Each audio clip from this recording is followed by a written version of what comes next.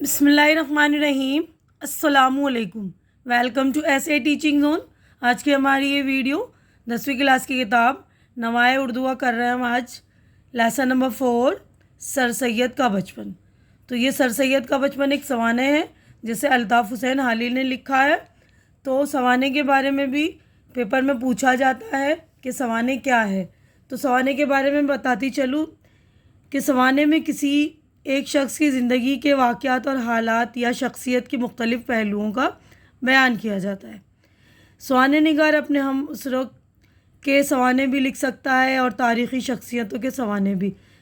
اس صنف کا مقصد کسی اہم شخص کے حالات زندگی سے قاری کو روشناس کرانا ہوتا ہے۔ اس سلسلے میں وہ اس شخص کے ساتھ اپنے ہم اسروں کا حال بھی لکھ سکتا ہے اور اس زمانے کے سیاسی، سماجی اور معاشرتی پہلوؤں پر بھی روشنی ڈال سکتا ہے۔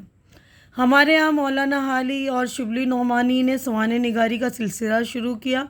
حالی نے ممتاز ادبی شخصیتوں کے سوانح لکھے، مثلاً حیات سعدی میں شیخ سعدی رحمۃ اللہ علیہ کا یادگار غالب کا اور حیات جاوید میں سر سید کے حالات بیان کیے۔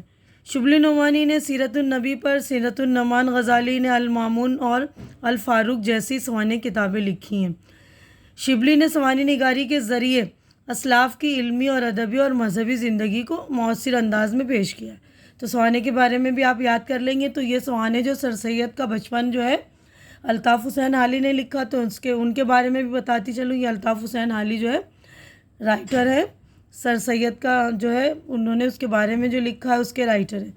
تو مولانا الطاف حسین حالی پانی پت میں پیدا ہوئے، علم کی طلب اور شعر و سخن کا ذوق انہیں دہلی لایا۔ یہاں انہوں نے نواب مصطفیٰ خان شیفتہ اور مرزا غالب جیسی شخصیتوں سے فیض حاصل کیا۔ غالب اور شیفتہ کے انتقال کے بعد حالی لاہور چلے گئے اور انگریزی حکومت کے ملازم ہو گئے۔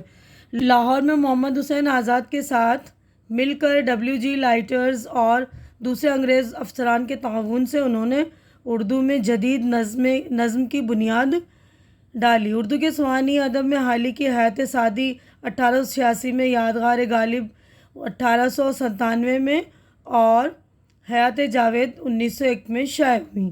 ان کی شاعری میں اصلاح کا پہلو نمایاں ہے۔ ان کی طویل نظموں میں مد و جزر اسلام، جو عام طور پر مسدس حالی کے نام سے مشہور ہوئی، اور مناجات بیوہ اہم ہے۔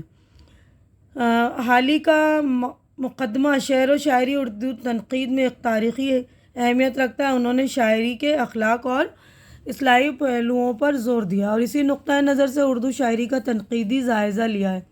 حالی کا شمار سر سید کے خاص رفیقوں میں ہوتا ہے، رفیقوں یعنی دوستوں میں ہوتا ہے۔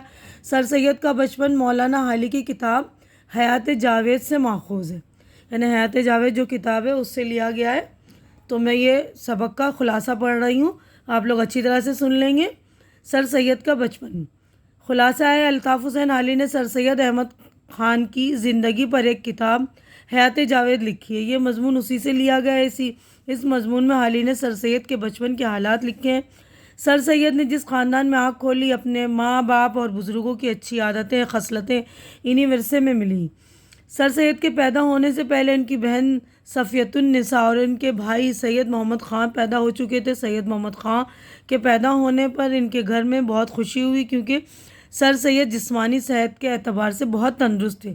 سر سید کو ان کے گھر کی قدیم خادمہ مسماتہ بی بی فاطمہ نے پالا تھا۔ سر سید کی ابتدائی عمر ہی تھی جب ماں بی بی کا انتقال ہو گیا۔ سر سید کے قریبی رشتہ دار، ماموں اور خالہ وغیرہ بچے چھوٹے تھے، انہی کے ساتھ وہ بھی پڑھے، اس لیے دوسرے بچوں کی طرح ان میں غلط عادتیں نہیں آئیں۔ ان کی والدہ نے ان سے کہا کہ تمہارا جی چاہے شوق سے کھیلو، مگر کسی کھیل کو چھپا کر مت کھیلو۔ سر سید کو تنہا باہر جانے کی اجازت نہیں تھی۔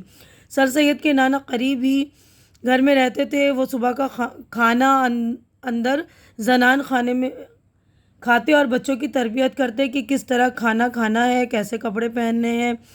انہیں نانا کے پوتوں اور نواسے جو مکتب میں پڑھتے تھے وہ انہیں سبق سناتے، اور جس کا سبق اچھی طرح یاد ہوتا اسے مٹھائی ملتی، اور جسے سبق یاد نہ ہوتا وہ اسے گھڑک دیتے۔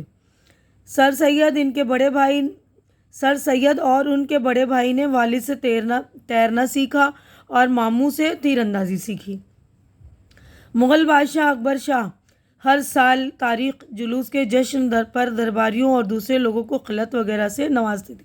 خلعت یعنی لباس وغیرہ سے نوازتے تھے۔ سر سید کا کہنا ہے کہ ایسے ہی ایک موقع پر میرے والد چلے گئے اور میں تاخیر سے دربار پہنچا۔ بادشاہ نے بعد میں تاخیر سے آنے کی وجہ پوچھی تو سر سید نے بتایا کہ سو گیا تھا۔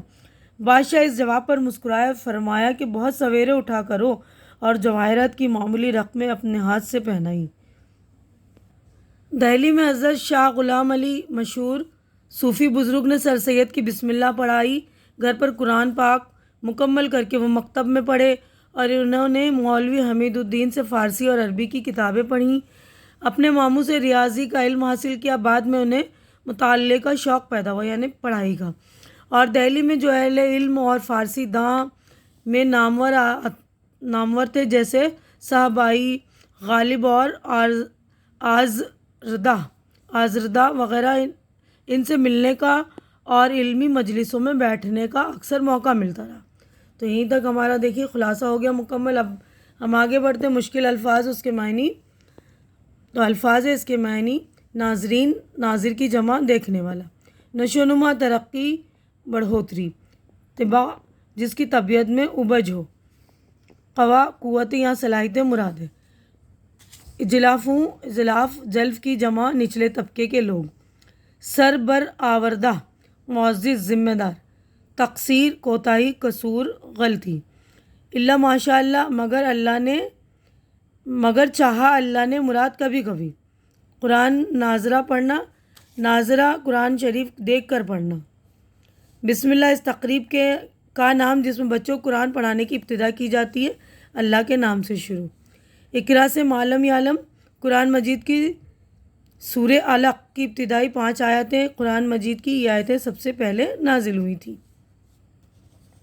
اقتباس، کسب کرنا یعنی محنت کر کے حاصل کرنا۔ ذکی، ذہین، تیز دماغ والا۔ صریح، امتیاز، فرق جو ظاہر ہو، کھلا ہوا فرق۔ فی الواقع، دراصل۔ اسراف، شریفوں کی جمع، اعلیٰ خاندان والے۔ اشرافوں۔ غول، بھیڑ، ہجوم، بہت سے لوگ۔ ہکا بکا ہونا، حیران رہ جانا، حیرت زدہ۔ غائیت، غرض، مطلب۔ سال جلوس، کسی بادشاہ کی تخت نشینی کا سال۔ اب سوال جواب کی طرف بڑھ۔ تو دیکھیے سوال نمبر 1 ہے، سر سید نے اپنا بچپن کیسے گزارا؟ تو جواب ہے، سر سید نے بچپن میں گھر پر پڑھا، مکتب گئے، کھیل کود میں بھی خوب حصہ لیا، اور وہ اپنے ہم عصر ماموں اور خانہ زاد بھائیوں، یعنی گھر کے جو بھائی بہن ہوتے ہیں نا، کزنس بولتے ہیں جسے، اور دیگر قریبی رشتہ داروں کے لڑکوں کے ساتھ ایسے کھیل کھیلتے تھے جنہیں بزرگ دیکھتے رہتے تھے۔ سوال نمبر 2 ہے، سر سید کے نانا کے ہاں دسترخوان کے آداب کیا تھے؟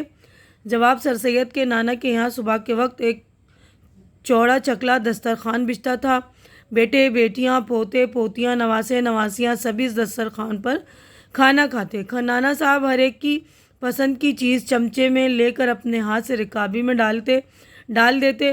تمام بچے بہت ادب اور صفائی کے ساتھ کھانا کھاتے۔ سب کو خیال رہتا کہ کوئی چیز گرنے نہ پائے، ہاتھ کھانے میں زیادہ نہ بھرے، اور نوالا چبانے کی آواز منہ سے نہ نکلے۔ سوال نمبر 3 ہے، سر سید نے بچپن میں کون سے کھیل کھیلے؟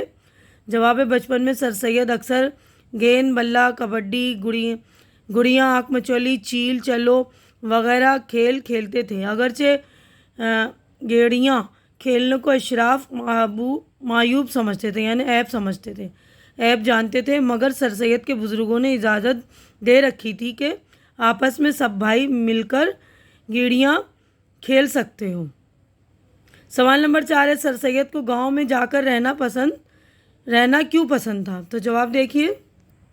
تو جواب ہے، چھوٹی عمر میں سر سید کو گاؤں میں جا کر رہنا، جنگل میں گھومنا، عمدہ دودھ، دہی اور تازہ گھی اور جاٹنیوں کے ہاتھ کی پکی ہوئی باجرہ یا مکئی کی روٹی کھانا اچھا لگتا تھا، اس لیے وہ گاؤں میں جا کر رہنا پسند کرتے تھے۔ اب اس کے بعد دیکھیے عملی کام ہے، یعنی پریکٹیکل ورک۔ ماں، بی بی اور سر سید کے تعلق کو اپنے الفاظ میں بیان کیجیے۔ ماں بی بی سر سید کے گھر میں قدیم خیر خواہ خادمہ تھیں۔ انہوں نے سر سید کو پالا تھا، وہ 5 برس کے تھے کہ ماں بی بی کا انتقال ہو گیا۔ انتقال سے چند گھنٹے پہلے ماں بی بی نے سر سید کو فالسے کا شربت پلایا تھا۔ سر سید کو ان کے مرنے کا بہت افسوس ہوا۔ ان کی والدہ نے سمجھایا کہ وہ آرام سے رہتی ہیں، بہت سے نوکر چاکر ان کی خدمت کرتے ہیں۔ ہر جمعرات کو ماں بی بی کی فاتحہ ہوتی تھی اور کھانا کسی محتاج کو دیا جاتا تھا۔ سر سید کو یقین تھا کہ یہ سب کھانا ماں بی بی کے پاس پہنچ جاتا ہے۔ ماں بی بی نے مرتے وقت کہا تھا کہ تمام زیور سید کا ہے، مگر سر سید کی والدہ اس کو خیرات میں دینا چاہتی تھی۔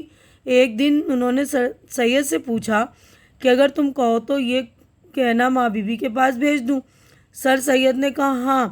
والدہ نے وہ خیرات کر دیا۔ ان باتوں سے معلوم ہوتا ہے کہ سر سید کو ماں بی بی سے کتنی محبت تھی۔